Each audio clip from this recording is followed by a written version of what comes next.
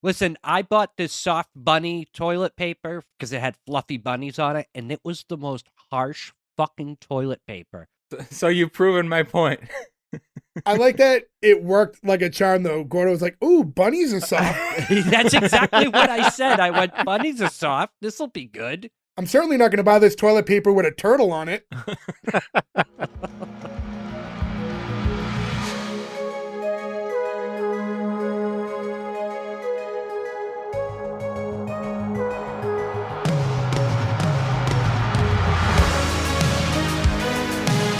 Welcome back, everyone, to S1E1, the show where each week we pick a different sitcom, watch just the first televised episode, and forgetting anything we might know about the future run of that show, rate it and decide if it's a show we want to greenlight or cancel. This week we're going to be talking about Everybody Hates Chris. Everybody Hates Chris went 88 episodes over 4 seasons on UPN and then moving over to the CW.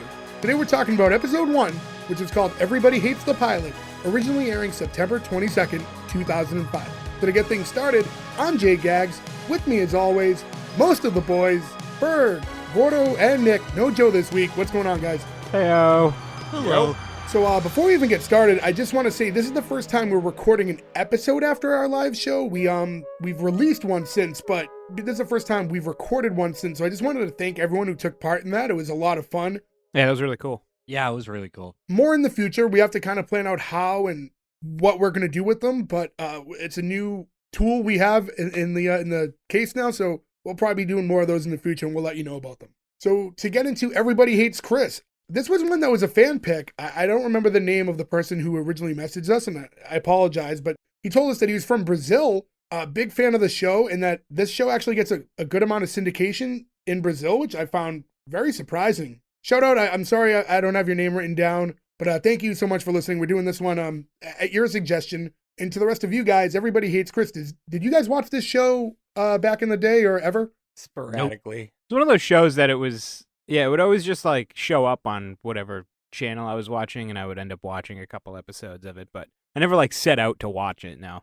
This was the first time I've seen an episode of it ever. Wait, you've never even heard of it, Gordo? I'm sorry. No, I've heard of it. I'm sorry. I meant to say I've never seen it. My bad. Okay. I'm a little tired today. I would have believed either from you. But, No, I knew Chris Rock had it. Like I said, the show's about kids, not really my thing, but we'll get into it. We've done numerous episodes like this, right? Like we've done Fresh Off the Boat, and we did one other one. Young Rock. Yeah, Young Rock. And yeah, this is, like those shows too, they're based on an actual human, like a kind of like a celebrity doing a recount of their childhood, kind of all three of those shows. This one, as I read up a little bit on it, it's loosely based on Chris Rock, but there's a lot of things that are very much different than his actual upbringing. Like, namely, he mainly grew up in the 70s, but he thought it would be better to do a show in the 80s because there was just more. He said the 70s was already being done a lot, like with that 70s show and some other stuff, so he just switched decades entirely. And more impactful than that is he actually had 6 brothers. Yeah, he just crushed those into just one brother. Yeah. Can you imagine being like the other brothers and then being the brother that got picked and just feeling like shit? Well, no, he doesn't actually have a brother named Jude. Like they kind of just tried to take, pieces of all the brothers' personality and put them into one person. Or like they spread it out between the sister too. Yeah, I read they mixed like 3 kids into each sibling for the show. Well, yeah, and even like the parents, like all of his family members they're all fictional names. Like none of these are his actual. Yeah. Terry Crews isn't really his dad. The father's name is not the actual name of his father. That's disappointing. But yeah, no, I was aware of this show, and I don't know why I never watched it. I guess we've talked about before. It came out in 2005, and we're like fresh out of high school at that point. Maybe we're just not home watching television at that time as much. Could it be that everybody hated Chris? All right. Yeah. To go on that, awesome joke, Gordo. This was directly like linked to Everybody Loves Raymond in namesake. Like that's why they named it Everybody Hates Chris, was based on that title. So my mom, I was talking to her earlier, and my mom was asking me what show we were doing, and I said, "Oh, we're doing Everybody Hates Chris." My mom goes, "I hated that show because I thought it was Everybody Loves Raymond." And I did not like that show, and it is not Everybody Loves Raymond at all. Not like that at all. Did you think it was like a spinoff? I think so. She didn't know it was about Chris Rock. She thought it was like a spinoff of Everybody Loves Raymond. What's funny about Everybody Loves Raymond is we did that episode like 100 episodes ago because we wanted to do King of Queens, and then we never did King of Queens because we like to do like the original show before any spinoff. And then we got yelled at because apparently it's not like a technical spinoff, but No. needless to say, we never ended up doing King of Queens. Nope. I'm sure we'll do that soon. I thought we did do King of Queens. No, we no, were we going did the to. Crew. We did the other Kevin James show. Yeah. Yeah, it was the Really? intention. Yeah, we were going. Yeah. That's why we ended up doing Everybody Loves Raymond, was specifically to do King of Queens, and then we never did it. We Yeah, didn't 'cause- do Yeah. King of Queens since. No, Joe wanted to do King of It Queens. is funny though. I was thinking when Jay asked the other day what our next picks were gonna be for the shows coming up. I'm starting to get to the point where I'm forgetting shows we've done because I mean, Yeah. you do 100 shows. Well, is this 102? This one we're recording right now. 102. Yeah. So I mean, at a certain point, we're gonna have to have like a reference guide to see if we've done them already because we're gonna forget. It's not only that, but there's phantom shows in my head that we've never done, but we've just talked about, and I'm like positive we've covered it, and then I look back and we didn't. Like I could have sworn we did AP Bio, but we've never done AP Bio. Joe has talked about AP Bio. We've talked about doing Grace Under Fire a million times, especially in the early days, and we just never did it. Yeah. I think there's like shows like that, like King of Queens, Grace Under Fire, that are like big Earth shows that we always just assume will be a group pick. So you don't want to like waste your private pick on it sometimes. I don't know if that's maybe the mindset. I think maybe I think that way. I almost did it this week with a big show. With like, I was gonna pick. I almost said Family Guy. Family Matters. Then I was like, no, that'll get picked by the group. So Yeah. you're right. Exactly. Yeah. Well, in any event, we might as well get into Everybody Hates Chris. And I guess to start off, it should be noted, this whole episode in the show, I would assume the show in general, it's narrated by Chris Rock, but it is heavily narrated by Chris Rock throughout the entire show. Yeah. Most of the time, he's talking even in the scenes. I've seen like I said, the show sporadically, but I think about every episode I've seen, it's like that. So it's not just a pilot thing. I thought it was maybe a little too heavy at times, and the way that it cut it around, it got weird sometimes, and we'll get into that more as we go along, but Didn't really bother me. If you watch the new episode, he gets slapped by Will Smith, so he Yeah, kind of I was just stops. gonna say, Will Smith apparently hates him the most. apparently, get my wife's name out your fucking mouth. Oh, language. We are not a kid's show. But yeah, so in any event, the show starts and it's 1982. And like I said, in real life, he grew up in the 70s, but in fantasy world, he's growing up in the 80s. And he said that that's the year that he turned 13 before he was a comedian. And he thought that the coolest thing that would ever happen to him would be becoming a teenager. And we see kind of this almost dream sequence. And it's 13-year-old Chris Rock, the Chris that we see throughout the show. But he's like dressed like kind of as an adult. He's in a leather jacket with sunglasses on. And he's entering like a nightclub and everyone's partying and having a good time and like cheering him on. And he kind of like, it just ends with him like in that like b-boy stance. But this is his fantasy of what being a teenager would be. Yeah. That flashback gave me extreme Scrubs vibes. Yes. Yeah. I didn't think about it until you said it just now, but there is a lot of like cutback. Well, not cutback, but like almost transitionally, it does feel like Scrub. Was Scrubs on Fox? I don't think so. I can't remember because I know this show was like developed by Fox, but then not picked up by them. It was NBC and then later ABC. Okay, so everyone but Fox. Yeah. So no, it's funny. Fox like helped develop this show, but then they didn't end up going with it. So it ended up a UPN and then CW show. It does feel like a Fox show. It's the way it's filmed, too. Yeah. It's just like everything else on Fox. Yeah. His age, too. So he was born in 65. That you said, what, this was 82? 82. So, I mean, he's only 4 years off from his actual age, which isn't crazy. Yeah, he just boosted it up a little bit to get himself into. So he should be 17 in 82. He's playing 13. It's not out of the 12. realm of, yeah. Oh no, it was 13. It was Yeah, 13. 13. Right? And yeah, that whole dream thing kind of gets cut short when it abruptly like cuts to his mom entering his bedroom and waking him up because he needs to wipe off the toilet because he got piss all over it. Get your pee all over. What did she say exactly? Because it made me laugh. Oh, I don't know. Along those lines, but yeah, just that there was pee all over the seat. That was in the trailer for the original show, and that stuck in my brain. The fact that I remembered it after all these years. And that's Tashina Arnold, who you know as like Pam from Martin, which we covered a while back. Oh, okay. And now she's in that show, The Neighborhood. I don't know if you guys have ever seen that. It's like an all-star cast of people from other sitcoms. To borrow a line from Gordo, I've never even heard of that. Really? No. The dude No. from New Girl is the main guy on it. Nick? No, who's the one who took his shirt off? Smitty. Schmidt. Just Smith. Smith? SCHMIDT. Yeah, Smith, and he's married to the blonde girl from Two Broke Girls. And then the neighbors are Tashina Arnold and Cedric the Entertainer. That sounds great. That really is a sitcom all-star cast. It is, yeah. They just got like compiled all people from other successful shows and lumped them together. Was this show successful? It's still running. Still running now. Oh, so maybe okay. we'll cover it in the future. I kind of want to cover like all the shows that they came from first, and then maybe it's not a spinoff, but like something to compare to. I really don't want to cover Two Broke Girls. We have to eventually. It's such a big will. show. From there, we get into the actual intro of the show, which I really liked. I don't know how to quite describe it. It was like layered photos, but they would like move to look like there was actual motion going on.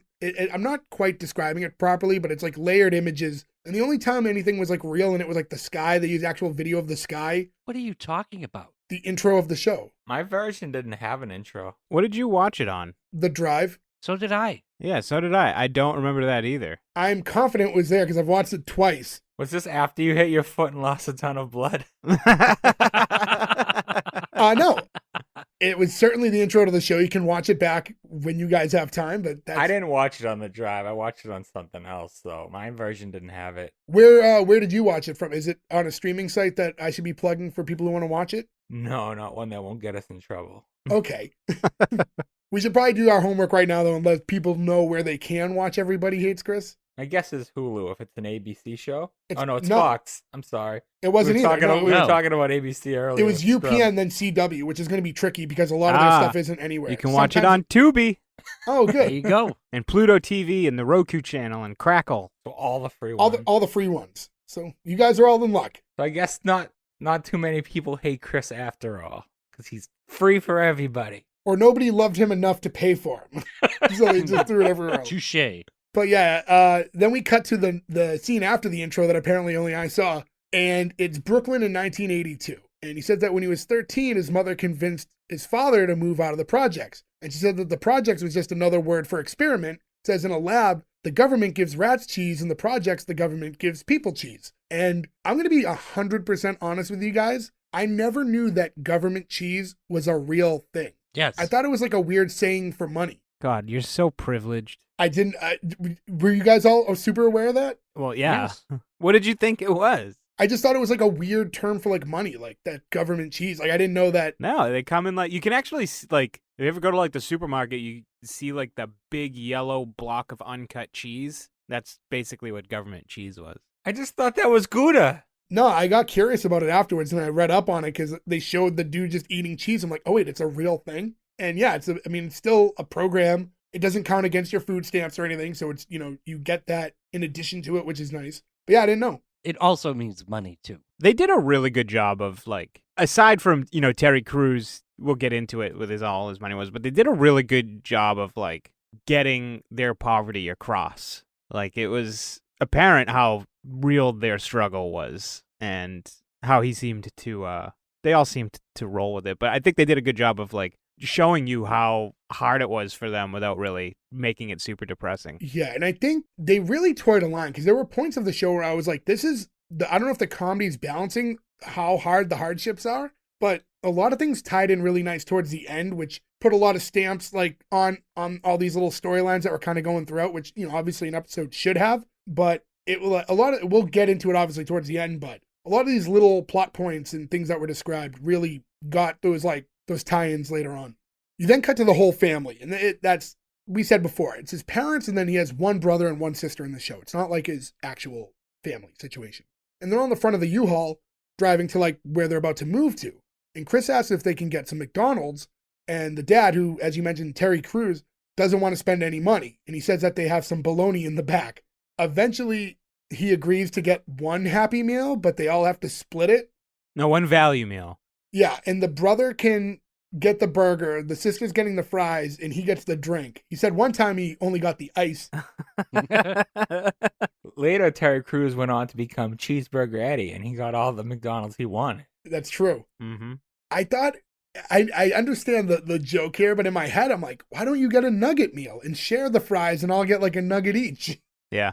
What's crazy too, I think it kind of highlights how cheap his dad really was, because as far as food pricing goes, McDonald's is probably about as cheap as you can get, and in the 80s, Oh yeah, a value meal is like literally a Yeah. couple dollars. you probably get a burger for like 50 cents back then.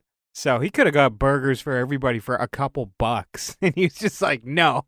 Yeah, but weren't you paid like $5 an hour back then? Yeah, well, yeah, I mean, It's obviously. all relative to a degree, sure. But and as we see throughout the episode, this guy works around the clock. And Now, what's your favorite McDonald's food? I haven't had McDonald's in years. Well, what was your favorite? In order, Big Mac, then double cheeseburger. They're fucking so good. I couldn't tell you the last time I had McDonald's beef, like a burger from them. I usually just get nuggets or a fillet of fish, which is weird because there's no food item that you guys know that I hate more than pickles. So as a result, I don't eat tartar sauce. But I will eat tartar sauce on the fillet of fish. It's the only exemption to the rule. And I can't explain why. When Jay worked at the place in East Boston, right next to the McDonald's, we saw his car one day, and the back seat was just like all fillet of fish wrappers. It was right next to where I worked. It was like the best option at the time. Oh man, if I worked right next to a McDonald's, I'd be dead. Well, what's funny is in our town, we used to have a McDonald's, Yeah. which is Yeah. no longer there. And I lived literally at the same street, basically. It was attached to, more or less. It's a 2-minute walk from my house. And towards the later days, I never, ever went there. Maybe if I went once or twice all year to McDonald's. And it's probably a product of living so close to it. I used to go and buy cigarettes from the guy, from delivery driver there. The fucking first of the all, McSig. why did our McDonald's have a delivery guy? That has to be a one-time thing ever. I don't know, but they never got your order right if you got deliveries. Second of all, you can go buy a pack of butts from him too if you want. Yeah. 12 years old, he don't give a shit. Yep. Oh, we got the McMarlboros here. Pretty much, yeah. He would go to his fucking car and you'd order McDonald's and he'd drive up and you'd be like, yo, because I'm not going to out the guy. I mean, he's probably dead now anyways, but Most you know, likely. But he probably is. But, you'd be like, oh, can I also get the mob reds? And he'd come back and you pay him. That would be his tip. was he charging premiums because you were children? They were $5. I remember from him, they were $5. Oh, that's not bad. He wasn't getting that much. I mean, granted, he was probably buying cartons out of state, but Keep in mind, a carton at that time was probably $25. yeah, so he was still making He was profit. making money, yeah. But he was buying them in New Hampshire Yeah. and bringing them down. Yeah, so he was making money. The only other thing I want to mention about that McDonald's that I thought was funny was, if you remember, Gordo, your brother worked there, and when that McDonald's shut down, Gately. Yeah. it was like, if I recall, it was like the McSWAT team came in overnight and boarded the whole place up, and like no one was warned. And if I can remember the story correctly, I believe your brother walked to work one day and it was just gone. Yeah. Yeah. That sounds What the about fuck? right. Yeah, they boarded it up and they put health department signs all over it. Yeah, they were asked to like make all these like changes, and the owner just didn't want to do them. And McDonald's, even though you franchise it, there's still guidelines you have to follow. Like, hey, we want to prep things a certain way. We want you to upgrade. That's Yeah. when they started putting like flat screen TVs when those TVs were becoming popular. Like, so we need to put some of those in the restaurant, and the owner didn't do it. And then boom, just McDonald's was like, and they just shut that shit right down. Also, the idea of a McSWAT team is really funny, because I just pictured a SWAT team with like big clown shoes. They're just chasing the Hamburglar with guns. I was going to say, I picture a Rubble, bunch of rubble. hamburglers coming down and a bunch of grimaces. But yeah, no, RIP to the McDonald's in our hometown. You saved all of our lives. No cigarettes and no burgers. We're all healthier for it. And no Gordo peeing in the ball pit. No, now I just got to go further to be unhealthy. You peed in the ball pit? No. You're the worst of the worst. We also used to have wrestling matches in the ball pit. And I'm That's pretty okay. Sure, That's to play in. yeah, but I'm pretty sure I got knocked unconscious with a tray, and I peed myself when I woke up. You waited to wake up until you peed yourself? No, I woke up and it was already pee-pee. So unless somebody pee-peed on me. I don't believe that happened for a second. I think you peed in there as a prank, giggled, and then we called you an asshole, Yeah. and now you have a story about how you got knocked out and accidentally I peed tend to in think there. that you're correct. Yeah. I actually did get knocked out in the ball pit. That's not in question. I think you're just blending two stories together now. I might be, but I did get a concussion as a child and never went to the hospital. Yeah, so did I, and everybody laughed at me when it happened. It's because you were skipping around and fell off a flower wasn't pot. skipping or dancing when that happened. I just jumped on the fucking flower pot. So we have to now. So sorry to anyone who is very intent on us getting right back into the story of the show. But one of my fondest memories as a kid was Nick just skipping around town. Wasn't skipping. Frolicking as he did. And he jumped up. There was in the town, there was a flower pot like on the corner of the sidewalk. But the business only put it there because it was they had like a street sign that was tree stump. It was a fucking tree stump. So they did that so no one would trip over it. So obviously, you wouldn't jump on the giant flower pot. But Nick, as he was skipping along, decided to jump up on it. And then he just went face first into the ground. Yeah, I was like knocked unconscious. I wake up and everybody laughing at me. I couldn't see straight. I was severely concussed. And all I remember is Fergie like, I had to like call my parents to come pick me up. Don't even act like I'm an asshole. How hard did you laugh when Jay knocked me out of my shoes? Right. But you weren't severely head injured when that happened. I probably was, but I was too stupid to go home. When I remember when Nick's parents showed up, I think I walked up to the car. I'm like, I got hurt too. And I did like the disappearing finger magic trick like where you pull your fingers apart. But to get back into this episode. I definitely wasn't singing when it happened. That's how I remember it. La la la. Like fucking Teletubby. It was like the Family Guy fall. You fell so fast. Yeah, I know. Head first into brick.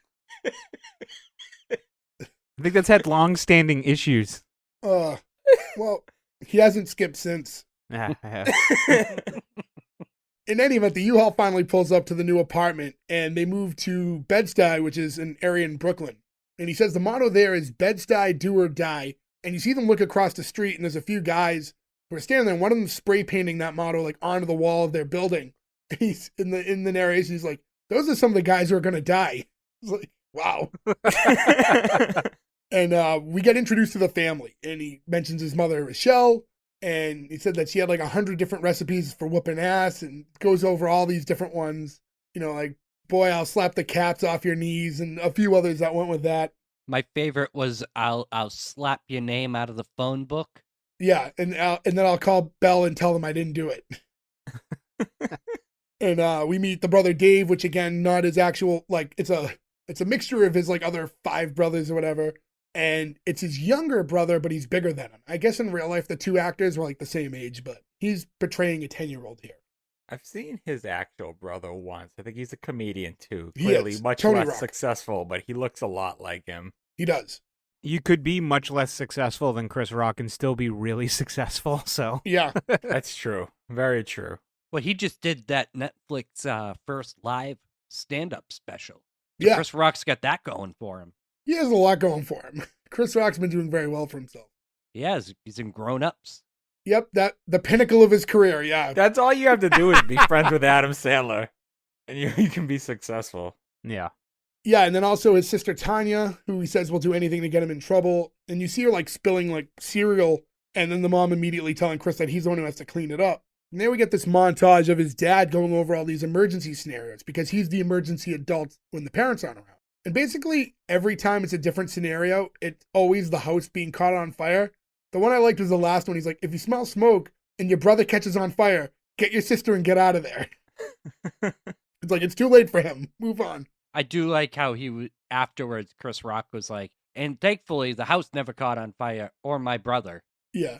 And I know this was how a lot of shows were shot at the time, especially in the early 2000s. And there was a lot of cut scenes. And we've talked about that with other shows we did. Like, I think Grounded for Life did a lot of that too. But this was a lot of choppy from a spot to a spot to a spot. And the story flows, but it's kind of tough to follow at times because it's moving around so much. You guys notice that at all? Yeah, there's a lot of cutbacks. We talked about it on New Girl too. It's just the style for the time. where things are just choppy. They'll go to a flashback and then they'll show the actual scene and then they'll go to what's going on in the same time somewhere else. Story. I felt like they did it a lot here, though. Like, this Yeah. show really dives into that. And I think, Yeah. I mean, again, that was the times. They had to get you to know the family in a very short amount of time. This was a pilot. You don't know if pilots are going to take off. Yep. Fox didn't take it, Right. True. and they produced it. So We get back to the family, and Chris is trying to walk away, and his dad stops him because he said there's still 30 cents worth of oatmeal left in the bowl.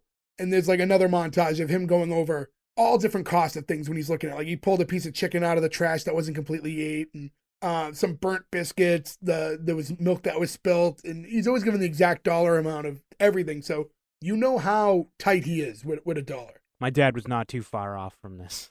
My dad fit like every like cheapo trope there was, like the whole thermostat thing, the wasting food thing.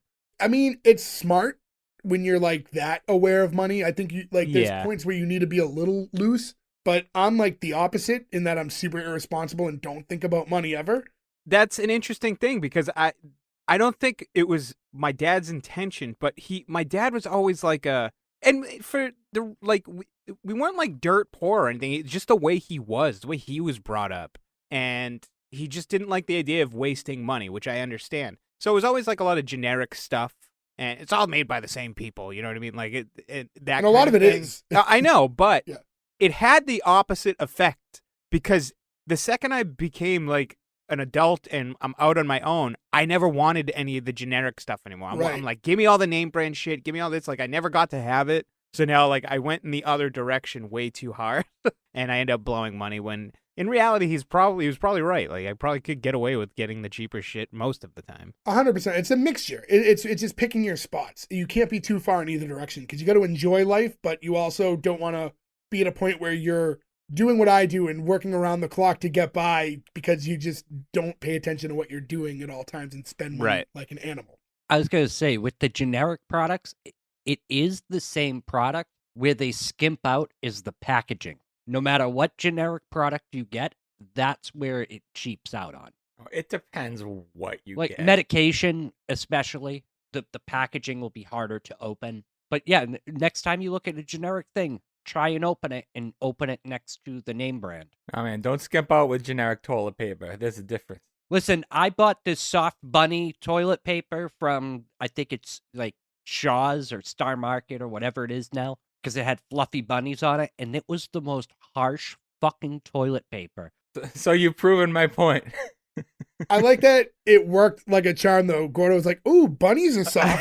That's exactly what I said. I went, bunnies are soft. This'll be good. I'm certainly not going to buy this toilet paper with a turtle on it.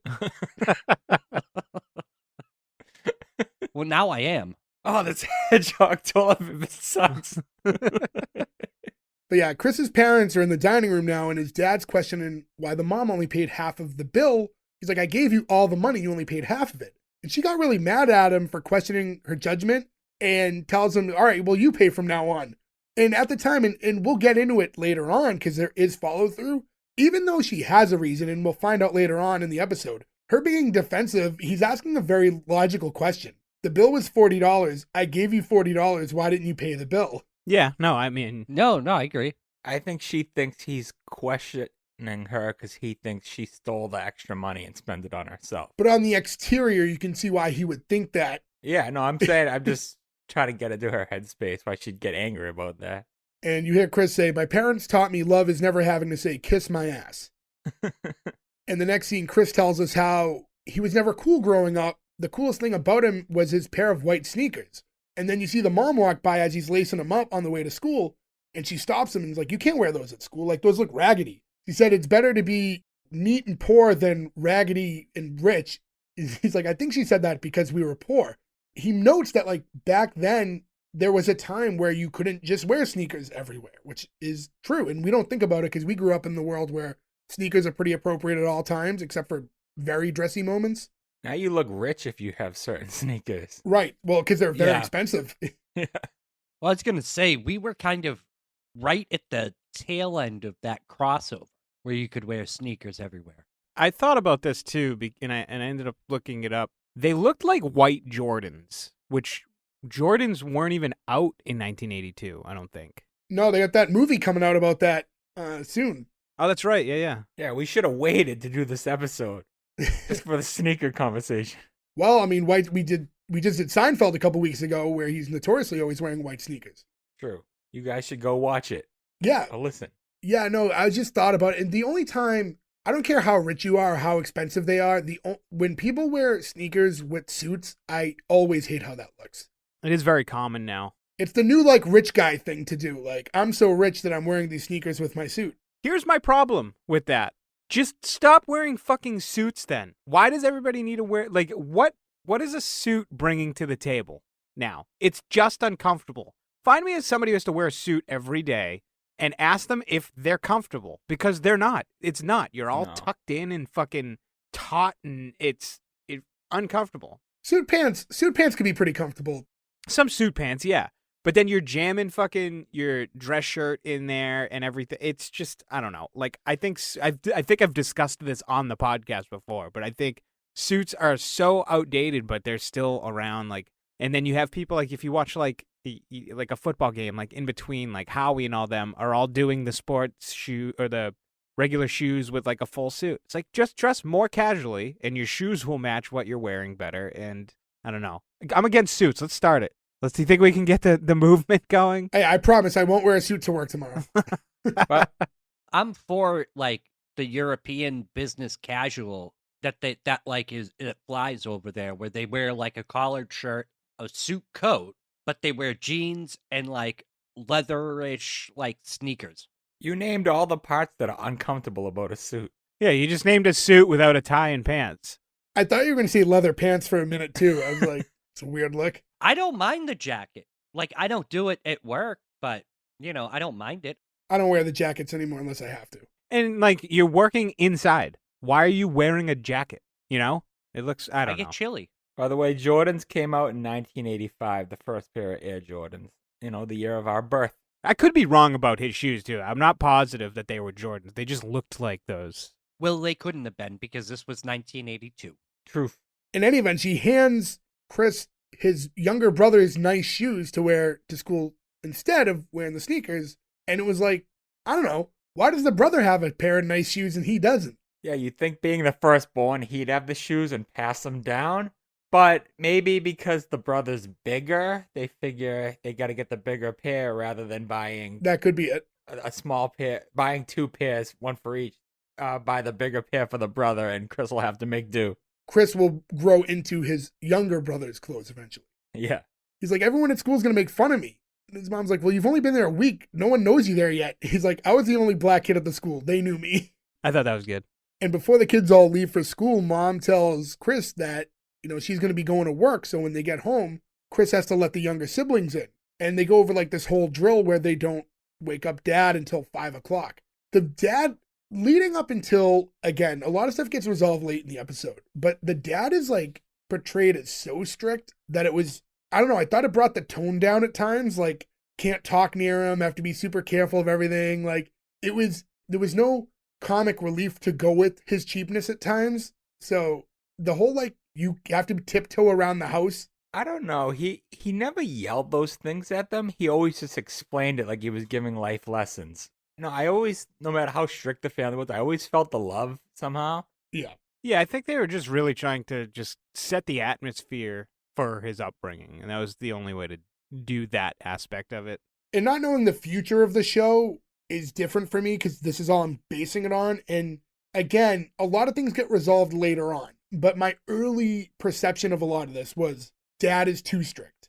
But again, yeah, we'll get into that as we go along, and you do see it resolved there. They're not tiptoeing around because they think he's going to wake up and freak out on them. It's because he works 3 jobs. No, I mean, I understand that. It's the only time he can sleep. And again, before they leave, she double checks with Chris to make sure he has his bus pass with him. And he's like, oh yeah, I have it. And as he's like searching through his pockets, he doesn't have it. And she pulls it like out of her bra and hands it to him and says, if you lose this, you're going to be walking to school moving forward. And the bus pass comes into play throughout the episode. This is another thing that they weave throughout. So this was making us know the importance of the bus pass here was definitely intentional because they come back to it. Yeah, it's also important to note that the brother and sister go to school locally, but Chris has to go to school really far away because the junior high is so dangerous. Yeah, well, because we'll see that in a second, how dangerous the area is. And as they first start walking away, the girl next door is heading out of like to go to school seemingly at the same time. And like you kind of music starts cueing and there's a little slow motion and you can tell Chris really likes this girl. And he says, Keisha was the girl next door. At 13, I didn't know a lot about sex, but I knew she had something to do with it. And I love that line. Yeah, that was good. As they get close, she immediately says hi to his brother, Drew. And he's like, oh, come on. And it's like, you know her? And Drew's like, I don't know. They portray him as just someone who the girls seem to like. So it's one of those, it didn't mean much to Drew for her to say hi, but it meant a lot to Chris because Chris has this thing for her. And he says that at age 10, Drew could get girls that he couldn't get until he was 30. Yeah, that's what I was like, what? Hold up. Well, it's not, they're not saying that he was trying to get 10-year-old girls, but I guess the wording was a little off there. But I don't think, he My wasn't mind saying, didn't go there. yeah, I could see with the wording, but yeah. I mean, I know he didn't mean that. I know he meant it in a different way, but like it just immediately like flagged to me and I was like, oh yeah, that didn't age well. Could have probably rewrote that. What I think is funny is looking back is you mentioned Fresh Off the Boat earlier.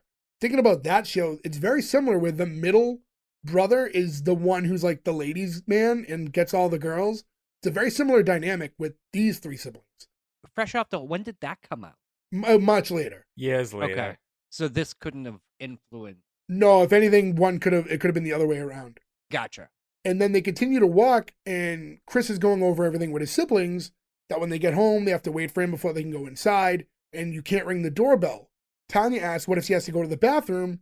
And Chris is like, you have to go at school. She's like, I don't want to use the school bathroom. It's dirty. And he's like, well, if you wake up Dad, then he's going to punch me in the face. And then I'm going to punch you in the face. And then Dad's going to kill me and then go to jail. Do you want Dad to go to jail?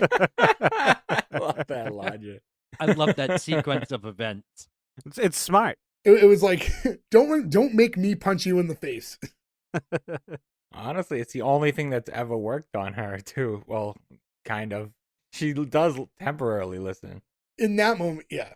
We cut to the mother before she's heading out to work, and she's getting the father's dinner ready. And it's his like favorite, which is like veggies, potatoes, and just a big piece of chicken.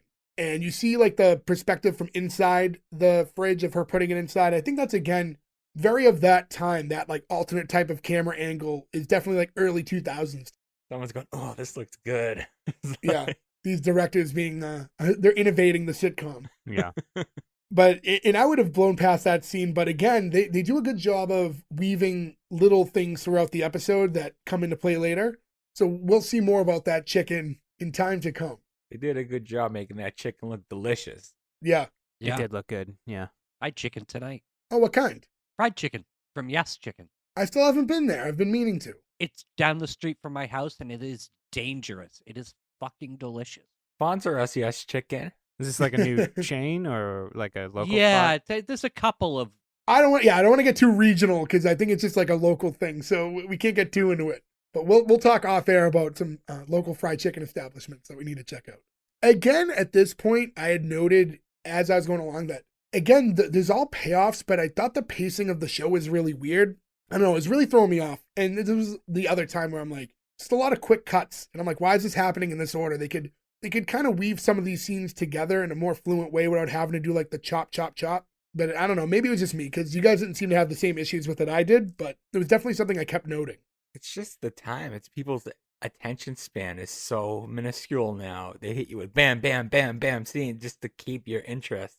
But it's funny because I feel like this whole style, and we've covered a lot of shows from this era now, it was very of that early 2000s, and sitcoms are starting to revert back to the more classic style.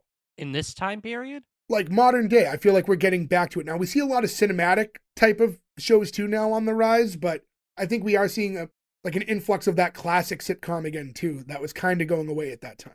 That's because around this time was the resurgence of Family Guy, where it had been taken off and everyone knew about it again in the early 2000s. But do you think Family Guy had that much of a cultural impact on like all live action shows?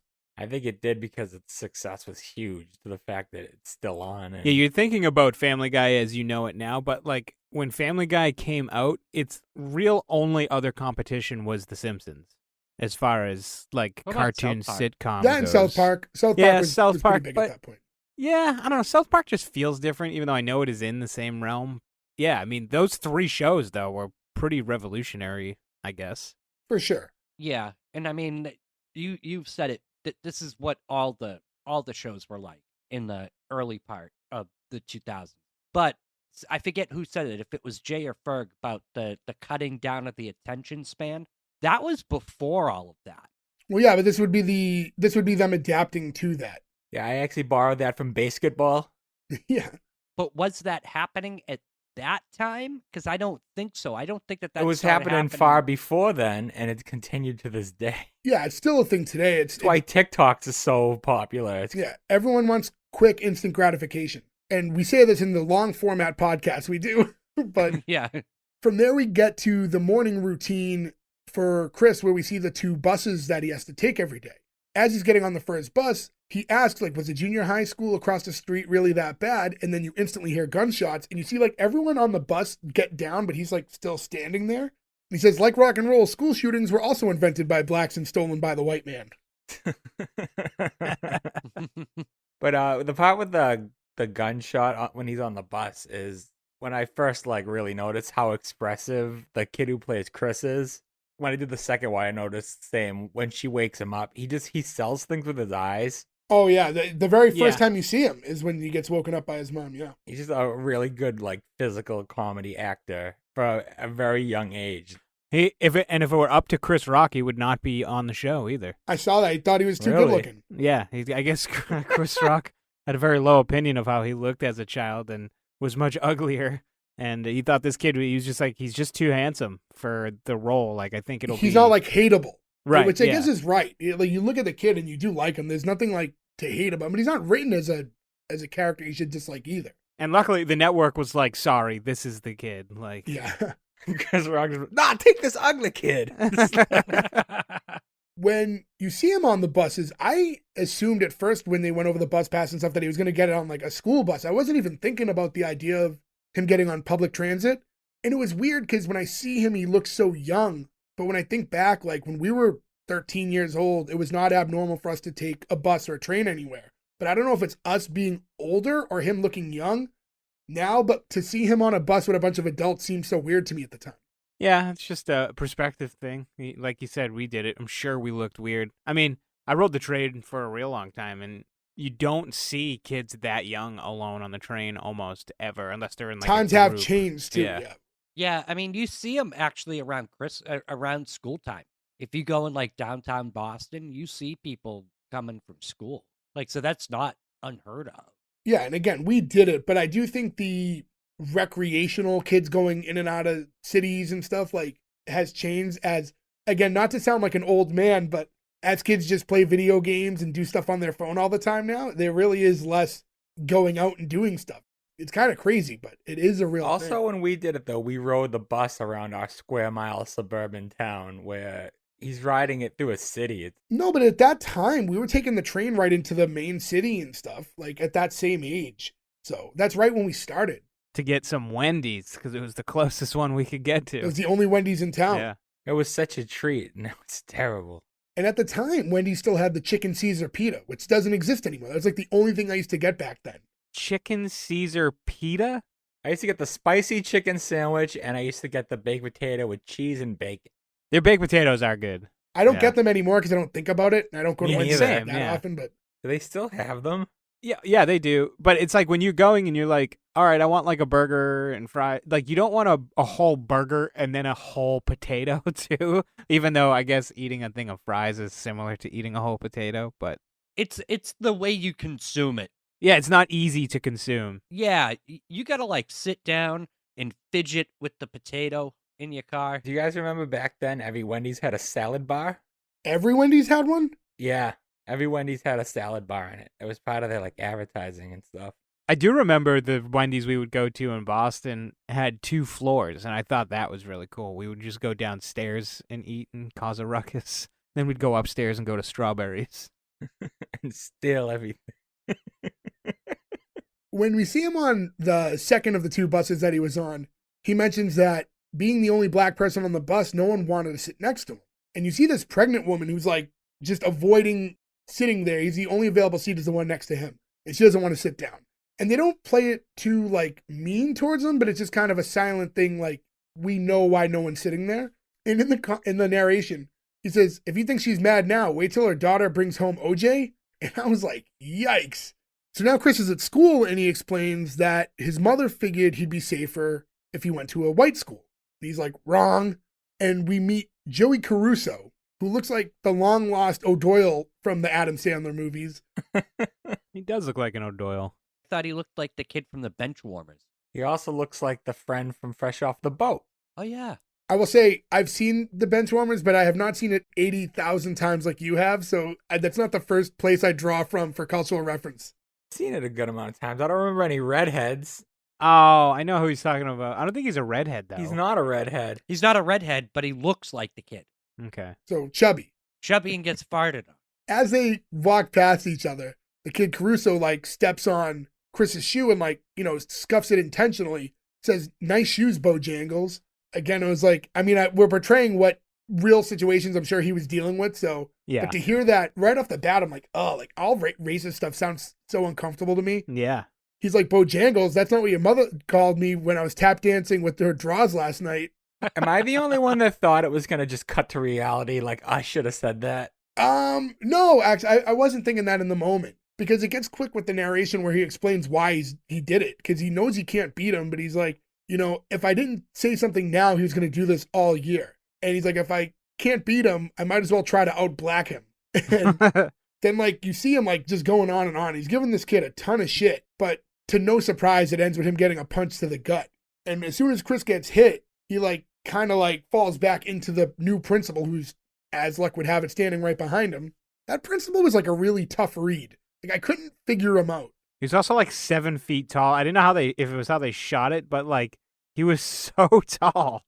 I was like, I don't know if I'm supposed to like this guy or not. He reminds me of the principal from Back to the Future. You're a slacker. Your father's a slacker. In the beginning, when he first bumps into him, I thought the principal was going to be racist too. Yeah, I think that's probably what they expected you to think. He basically tells Caruso that he needs to be more like Chris. He's noting that Chris is dressed better and he looks like he's here to learn. And then he turns to Chris before he leaves and says, don't bump into me again, which I thought was a really weird note for the end of that. Yeah, because it was like pick a lane, like you're defending him and then you're shitting on. I didn't really get it. Yeah, like he got shoved into you or punched into you essentially. So like why that? It was like a really weird note to end on. And I don't know. It was just strange. As the principal leaves, Caruso says, this isn't over, hard N-word. And I don't know if that got bleeped on television or not, or if they let it slide because of why it was used, but... That also definitely wasn't in my version. Now, I watched the dry version. It was on that one. Yeah, it was on that one. Ferg, were you awake when you hit play? Yeah, I was at work. You were definitely asleep. Interesting. That so maybe you saw the like televised cut and maybe we saw the DVD version. I think that was edited out. There was no N-words. The Bojangles part was in. Yeah. I was wondering if they used that on television as is or if they bleeped it. And Chris says in narration, like, he got away with saying it that day, but later in life he said it at a DMX concert and he almost got stomped to death.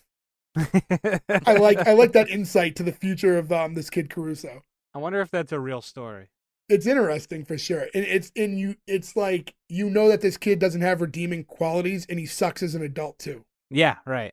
I remember there was an episode I saw where like Chris gets in trouble because that kid keeps throwing D batteries at him. I don't remember why Chris gets in trouble for getting batteries thrown at him, but like that bully, like I expect, because a lot of shows now the bully gets redeemed and like then they become friends. No, that kid's a dick throughout the show. You really can't come back from flagrant racism. You know what I mean? There's not going to be a turn there. Yeah. When the first time you ever meet the character, he goes with the N-word, like, yeah. No, modern sitcoms, they're forced to do a project together. He has to go to his house. You find out his dad's a racist, and he's forcing him to be like this. And then he's like, no, Dad, Chris is actually a pretty cool kid. Basically the plot of American History X.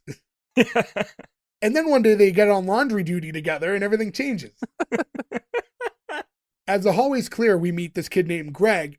They kind of like briefly interact, and you could tell that this character is going to be Chris's best friend moving forward in the show because they just kind of instantly click. And Chris kind of says, this isn't the guy I would have picked as my best friend, but, you know, like kind of here we are. We both got beat up a lot, so it you know, unified us.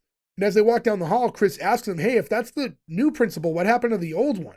We get this flashback to the old principal being escorted out of the school by 2 police officers. And he says, Mr. Palmer was accused of doing something that we can't tell you about because of network census. The school settled the lawsuit out of court, and he's not allowed to teach anymore. If he moves to your neighborhood, you'll get a warning. And I like how, as he's saying this, the teacher is like flamboyantly like running away from the cops, like almost like a Arrested Development style. Well, how about that, though? It's 2 weeks in a row with a rapey principal. Or rapey teachers, at least. That's true. Yeah. Remember Happy Days, the coach? And I was going to say the principal, too, the old principal, you looked like super familiar. He's one of those guys who's just in everything. I know him mainly from, it was one of the Oceans movies. He was the guy that he was the one reviewing the hotel, and they ended up like ruining his experience, so he would give them less than 5 stars. But then they let him win at the lottery machine at the end. That's like what I know him from. And then he played someone's dad on a show that I think we did. I just can't remember what show. It's the second Oceans movie, I remember. I just can't put a name with the face. I don't think I know his name, honestly. He's just one of those guys who's in a ton of stuff. I'm trying to remember what it would be that I know him best from, but he's been on a ton of things. Just looking at it right now, he was on a few episodes of Will and Grace. He did a few episodes of Everybody Hates Chris. He actually was in 7 episodes, so his character comes back. That's interesting. Boston Common. He was on Boston Common for a while. I love Boston Common. So he's been in a bunch of stuff. So we've seen his face. He's one of those guys who kind of goes from show to show. But yeah, I thought that whole scene, the flashback to that was very funny. I like how they attacked it in that they don't tell you what he did, but it's very clear what he did, and that's it. And I find it very interesting that they bring the character back, because I don't know where you go from there when you talk about him being basically someone who is assaulting children. Yeah. And then from there, we cut back to the dad at the house, and he's trying to pay the bills, and the mom stops him when she sees that he's trying to pay the entire bill in full and says, this is why I don't let you pay the bills. So I like that at this point, we at least see that they're revisiting it, because like I said earlier, it was so confusing to me why they had that argument. So at least now we know, here's the middle, we're going to get a payoff later, because they're addressing it a second time. So that was good for the progression of the story. Sorry, just cut in. But the old principal plays Dave's dad on Dave. That's what it was, which we have done. Oh, that's right. And now next we're on lunch break, and Chris is outside, and he's about to cross the street to grab a slice of pizza, which I was always very jealous of schools that you could just leave the school like that. It was all schools. It was just the time at which we went to school, you couldn't do it. Like, Yeah. unless other schools could do it when we were in school, and now I wish we could. I mean, we did it anyway. Yeah, but when we were of driving age in high school, we weren't allowed to even like leave during our lunch break to go get food somewhere. Hey, you were locked into the school, like, when we were there. You weren't allowed to do fucking anything. He's crossing the street, and as you'd expect, he runs into that Caruso kid again, who like shoves him right down to the ground, and like his buddies scoop up his money and bus pass. And he's getting up and he's like, give me back my bus pass. And the kid's like, oh, if you want it, take it, you. And I think he was going to drop another N-word right there, but he gets stopped because the principal happens to walk by. And then he says to him that we'll settle this after school. And he calls him Satchmo, which is A trumpet player. Yeah, it's Louis Armstrong. I know that because of the Rugrats. Oh, Okay. They're looking for the Sasquatch, but they keep saying Satchmo. it's weird in that it was like, for him to say it was racist, but it's like not, it's like, it's on the weird line of racist. Because it's like a really successful person. Like, Yeah. Yeah, I was trying to figure out the Satchmo line, but thank you for clearing that up. Yeah, it's Louis Armstrong. I think that's because of the shoes. I think the kid's just racist. Yeah, I think he was just picking a black guy. Louis Armstrong, first trumpeter on the moon. Trumpet wouldn't work on the moon. There's no sound in space. Oh, have you been there? From there, it's like fight time, and it looks like it's happening in this little back alleyway that's made specifically for school fights. And Chris tells Yeah. his buddy that, oh, these things never last long. Someone always breaks it up. So as long as they get the first punch in, then we'll be all set. And it was like, that's not the logic of a child in this moment. Like, he's thinking too No. clearly. If you were 13 and about to get into a fight, you're not that smart. I love the like the SpongeBob-esque, like 3 hours later. Yeah. And it was like, I think they did it was 30 minutes, right? Yeah. And he's just still getting beat up. Yeah. And like you said, he runs up and he basically hits this kid immediately. He socks him pretty good. He gets him on the ground. But then when the kid gets up and starts hitting Chris, he's just like gut punching him over and over again. And like you said, we get this like, it's a weird montage because you see like the sun rising and time moving on a clock. Of flower buds. Yeah, like the roses blooming. And it was like, I really liked how I they got a went good about like it. out loud belly laugh at that Me too. like cut Yeah. scene. It was really funny. Yeah. I'll tell you what too. This was like my favorite aspect of the show because in every single instance on TV where there's the main character and then there's the main character's bully, right? The main character never stands up to the bully. There's like that crescendo moment where they eventually do, but I like how Chris is always, he's just like, no, fuck you, and is constantly in the bully's face. He doesn't back down, even though he knows he'll probably lose. It was just different because you always see the running away from the bully, always trying to avoid the fight with the bully. And Chris is just like right in it all the time, which was just like a new aspect to that kind of scenario. You know why though? Because although he's scared of the bully, he's a lot more afraid of his mother. Yeah, And yeah, the kid true. stole his bus pass. That's what he. Yeah, that's a good point. There was like a motive behind his. And he's got to actions. walk all the way home. I feel like if he didn't stick to his plan, he probably would have won that fight, but he hit him and then stood back. Yeah, because the kid did go right down. And I think also it's a matter of how you portray the character in a way that he's trying to portray that he got bullied in real life, that's a thing, but also he's not a nerd. So if he doesn't stand up to the guy, the character just comes off as super nerdy. So you need to have that little bit of a redemption there so you know that the reality of the situation. No, that's true. My favorite part of this scene is all the kids, like they were in like Fight Club or something, like all Yeah. hanging from like the chain link fence. And Yeah. as it cuts in and out, you're seeing like the zoom in on the kids, like with the rah rah rah. Everyone's excited for the fight. I mean, we all did that when we were kids. If you found out there was a fight, you'd go to watch it. Anybody else get a Hey Arnold vibe from this show a little bit? It's like a live action Hey a Arnold. few almost. times. Yeah, I can see that. Yeah. I liked while he's getting punched 30 minutes later, he's like, is anybody going to break this up? And you just see the police officer walk by and look over and just go, nah. He just keeps going. Keeps going, yeah. His boys will be boys. But finally, Chris does get a good break in where he stomps on the kid's foot and is able to grab the bus pass out of the pocket. And he starts just beelining it out there. He's trying to catch his bus. And everybody that was watching the fight's chasing him. Wait, when he's running down the street just screaming and they're all chasing him, I was fucking dying.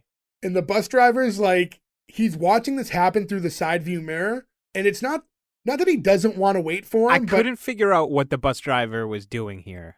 It was weird. He's like, he acknowledges it, but he's trying to keep time because he mentioned like, I'm on a schedule. So he's like rooting for the kid in a way, but not in a way that's going to make him late. No, I don't think he's rooting for him because he goes, you won't get it tomorrow. It was like he like kind of bet him because right at like the 0 hour, because you even have another customer say like, hey, that kid's trying to get on. He's like, yeah, I see him. It seemed like he wanted to drive away without him, and I don't understand. Yeah, well, like at like the final second as the door is shutting, Chris is able to get his arm in, and like the door shuts on his arm. His scream when his hand gets caught in the door made me laugh. He was like, ah! I just think that's a trope, the angry bus driver. Think about Yeah. like Billy Madison. Like, Yeah, I don't know. I guess I wasn't viewing him as trying to go against them, but maybe he was, and maybe that's why he shut it right when he was like an inch away because he thought it'd be funny.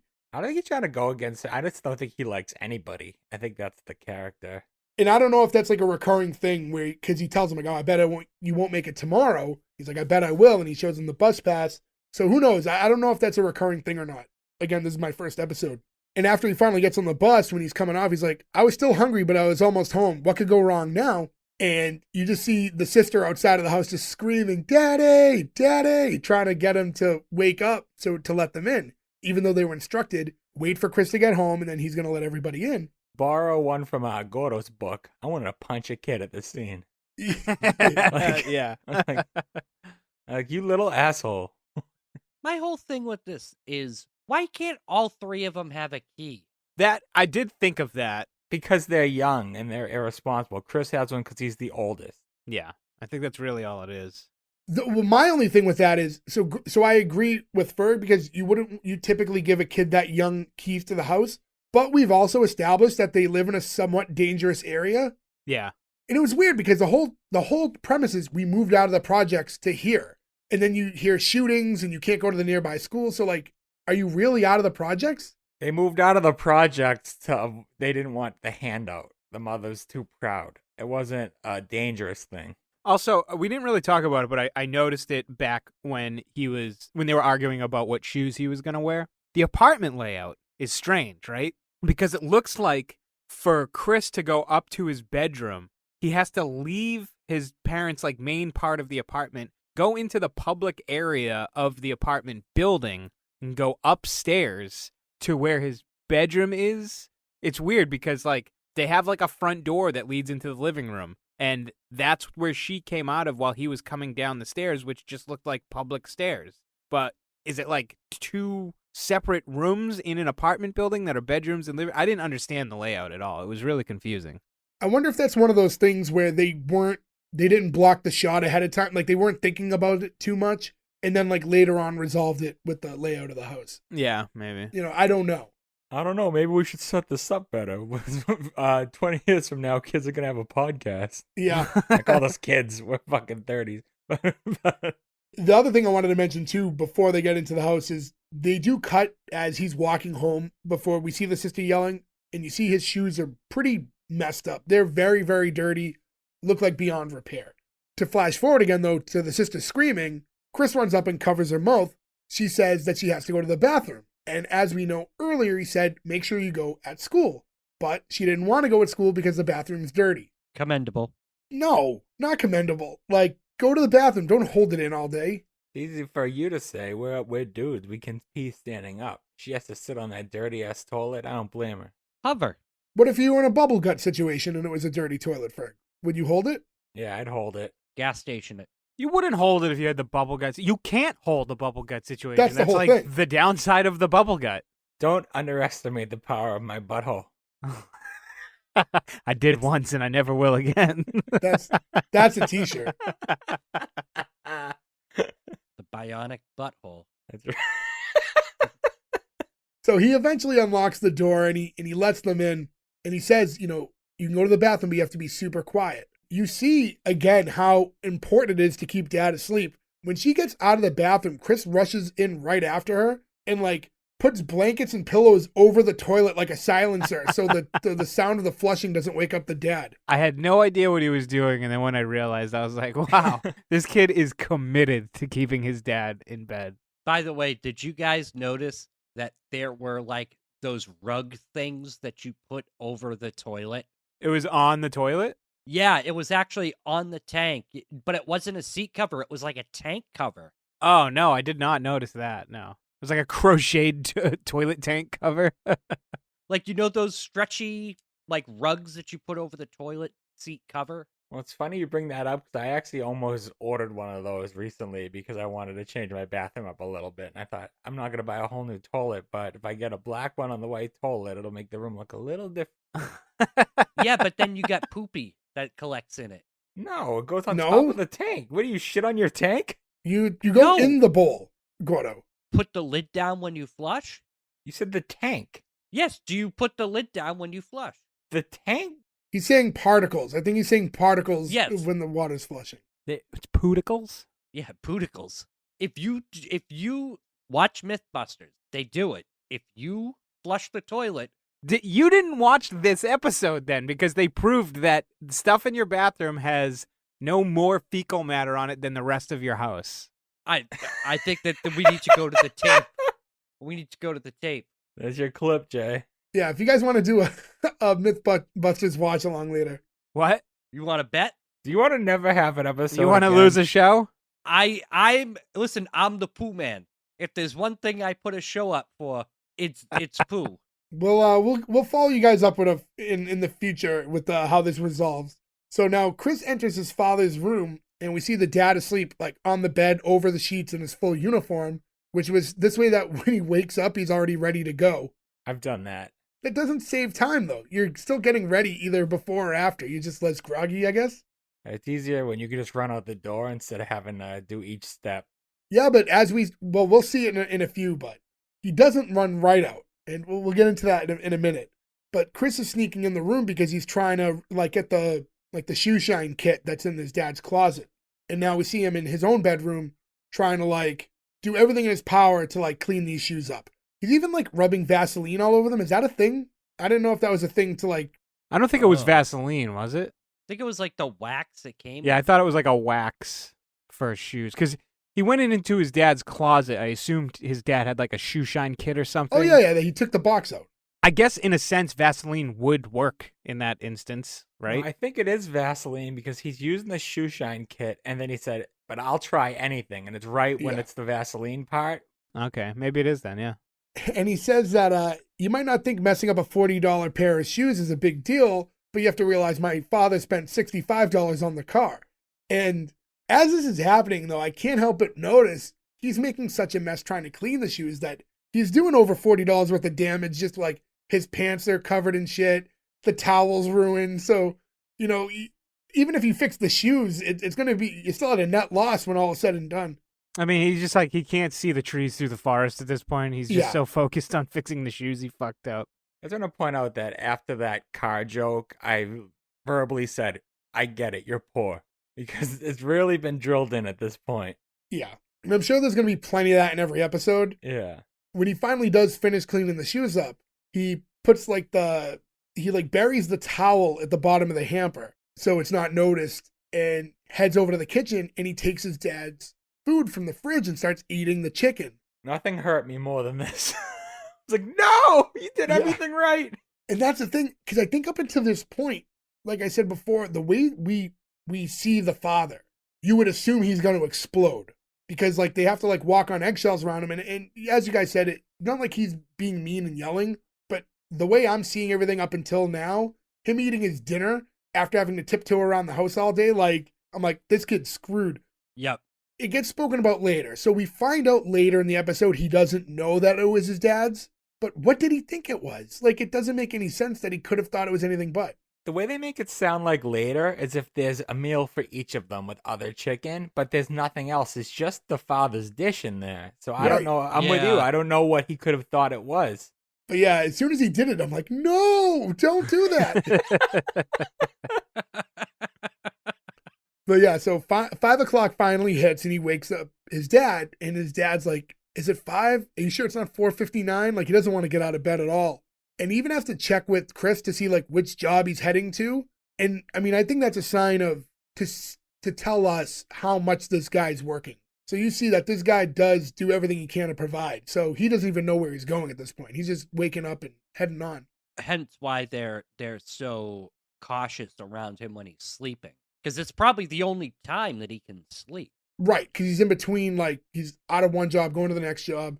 There's, you see him in different uniforms, too, throughout, and I forgot to mention this earlier. One of the times where they're going over the bill thing, he's wearing a shirt that's it's a hotel shirt, but it's the hotel from The Shining. I don't know if you guys have read that was a thing. I guess they do that a lot throughout this show, and there's a lot of little hidden, references to other popular... weird Easter eggs. Yeah. Damn, I wish I noticed that. I don't know if it was called the Outlook Hotel. I can't remember. It's the Outlook. Yeah. The mother calls. She's just checking in with Chris to make sure that he woke up father at 5 o'clock. And she says, okay, now grab the plate out of the fridge and put it in the oven. And that's when we find out, or he finds out that he ate his dad's dinner. And again, I don't know how he didn't understand that was for his father because there was just one plate there, not a bunch of them, but it is what it is. He was starving. He didn't eat all day. So, his hungry brain just let him believe what he wanted to. Weird thing. Why would you put the plate in there for your father? He could do that himself. Well, it's to help out because he's he is already ready for work. Yeah, but he just woke up, yeah. I guess the smart move is you tell him to put the plate in 10 minutes before you wake him up so it's ready when he gets out. Because he's already dressed. He doesn't have to get dressed. But It's just that every second of this dad's life is accounted for. He's got the 3 jobs. He sleeps when he can. He's gonna get up, eat, and go. Yeah, and we cut to him eating now, and he just has like the tiniest piece of like chicken. It's like this little mini drum. And he's like eating it like very delicately, and at one point he holds it up next to his thumb just so you can see how small It's like it is. half the size of his thumb, yeah. And from there, like now the mom's home, and you see her in the room with Chris, like basically scolding him over eating the food. And Chris narrates why. He's basically just saying that the father, if he doesn't eat, he's going to be in a bad mood when he's at work, and he might say something to his boss and get him fired. And then if he gets fired, they're moving back to the projects. And he's basically saying that it's not that the mother's mad at me per se, but it's more like she's trying to protect him because of, he needs this to go to work. And at the end, she notes like, oh, at least you didn't mess your shoes up, and you cut over to the shoes and they look perfect. I wasn't expecting that. I thought they were going to look like shit. Yeah, I thought they were just going to look like they had Vaseline smeared all over them. Yeah. I kind of wasn't expecting like everything he did to work. Now we have the parents at the table, and they're going over the bill thing again. And she tells him, you need to learn how to work the system, the debt system. She says she runs the house the way they run the country, and she's going into all this detail about why she pays things in the way she does and in the order she does them to make sure that this bill isn't paid until you get paid, and then so you have enough money to pay for food, and if you don't do this, you're going to have to work more overtime. And she's like, you don't want to work more overtime, right? And he's like very confused because it's like a complicated puzzle to make all the pieces work. And essentially the idea is we have to be in debt, otherwise we won't have any money. It's the only way we can survive. And he's like, well, why didn't you just tell me that to begin with? And she's like, because you didn't ask. They have like a nice moment here. And again, now that we're in like kind of like the end of the episode, they're really tying a lot of stuff together. Here it's good because it resolved this problem, and you see him like, he calls her babe, and then he calls her Pookie, and she's like, don't you Pookie me. Last time you called me Pookie, I got pregnant. And he's like, well, you're my Pookie. It's like, okay, maybe just a little Pookie. And they start to kiss. Like, I think this was like, they had really good chemistry, I would say, especially for episode 1. Like, who's not going to have good chemistry with Terry Crews? He is very handsome. True. Terry Crews in my head is at all times just somewhere peck popping and screaming. Now, before he goes to his late night job, we hear from Chris that he always checks up on, all the kids before he leaves. Chris happens to be up though when he opens the door. So when he opens up, Chris apologizes to his dad for eating the big piece of chicken. He says he was still hungry, and the dad's like, well, now I'm hungry. He tells him, hey, next time just have a little bit extra at breakfast time, and he slips him a few bucks, and he tells him, like, don't tell your mother about this. I thought this was a really good scene because, I kept saying it. I thought the dad was portrayed too strict and stern early on, and I know it was to provide, but this really humbled him. Get that vibe, honestly. I did. So when I watched it. Also, him giving him the money, knowing how, after they've driven in, how cheap he is, that really shows how much he loves him.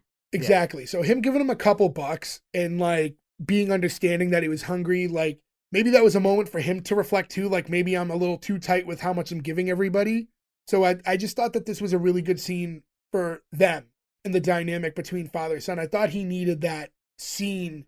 Again, I know I read it differently than you guys, but I thought that was a really good dynamic for them to end on with the two of them. And he asked him if everything was okay at school.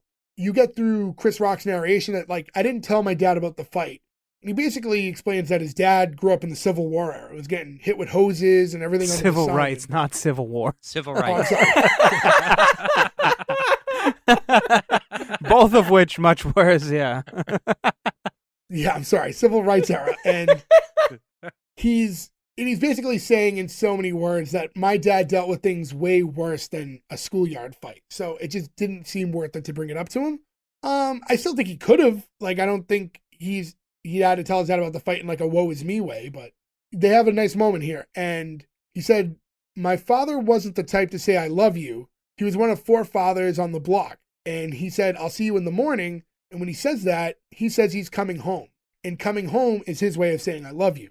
That, again, just, it tells you about like how things were in his area. And just to have a dad to come home to every day. Yeah, he might have been busy a lot. He might have been tight with his money. But just the fact that he had his dad was, at least he was there, yeah. Like a blessing to be in that area and be able to say that. Before he leaves, he does tell him to unplug the clock. He's like, you can't read time while you're asleep. Tells him 2 cents a minute. I mean, if you need an alarm clock, you certainly do need it running while you're asleep. That's what mom's for. the closes, you hear the mom from outside the room yelling, "What the hell happened to my towel?" So, and I would imagine that towel buried a lot, like with all the shit that was on it, Ruined everything else too. it would ruin everything else too as it's Yeah. on its way down. And yeah, that was the conclusion of the episode. And like I said, I think the way that all panned out was really good. I think all those buttons, finding out, why she pays the bills the way she pays them, having him give his son a couple Yeah. bucks, it tightened up the family and it made you realize how close they were, because they just felt like a dysfunctional, chaotic family at times, or even why the mother was being strict with him about eating the father's dinner. And when he narrated about that and explained, like, it wasn't about me, it was just about trying to protect him. Right. So I thought they did a really good job of really like letting you see the family dynamic for what it really is. And even though things are tough, that like they do really care about one another. They're not trying to over glorify any part of it. Yeah, like times were Yeah. tough and he's not going to pretend, otherwise to sugarcoat it. Like it was what it was, but at the end of the day, they love each other. I mean, that was the whole episode. I don't know if you guys have much else to say about the show in general. I really don't have much because I don't have anything else to go on. This was the first time I ever saw it. The only question, it's not really anything to add. It was just a question that I don't know if you guys saw online in your research. I didn't get to look for it, but did this kind of run its course, this show, or did it get canceled? I don't know. It had like an okay run, but I didn't see like what the final demise of what the show was, because it had 4 seasons, which it's not a bad run, but I'm sure that's not what you hope for. Like if your show is working out. All it took was a 5-second Google search. The show ended prematurely by being canceled because Chris Rock decided to finish the show on his own terms. He said the show had reached its peak regarding his own life story and how he wanted to tell his fans. So it sounds like the network had planned on letting this go, and Chris Rock was just kind of like, no, like I don't want to do this anymore, which is interesting. And as it looks like they're actually going to have a animated reboot, and that's going to be called Everybody Still Hates Chris, and it's going to be released on Comedy Central and Paramount Plus. Interesting. Ooh. Everything good's on Paramount Plus. Have you gotten it yet? I know you've been talking about it for a while. I know, I can't pull the trigger. Ferg has been talking about this since the Superior Donuts episode. I don't know what number that was, but It was a while ago.